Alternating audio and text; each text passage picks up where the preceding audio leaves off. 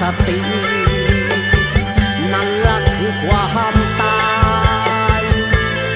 สาว16ปีกนกบ่ทันแข็งจงระวังลมแดงปีกบ่แข็งคนจะขี่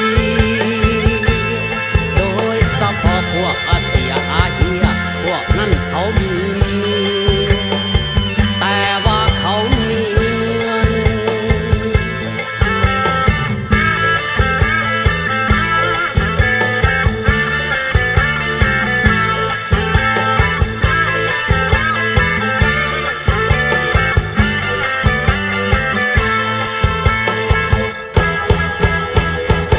โอ้งามแท้นะ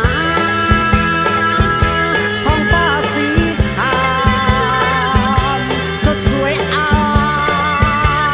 มเมฆหมอกบ่บดบังแต่ไผจะรู้ว่าท้องฟ้ามีหยังแต่บางเทื่อบางครั้งเกิดพายุลมแดงบางเทื่อบางทีอินทรีย์แล้วไงคอยหมายปองจองหายให้พาดขาดเสียที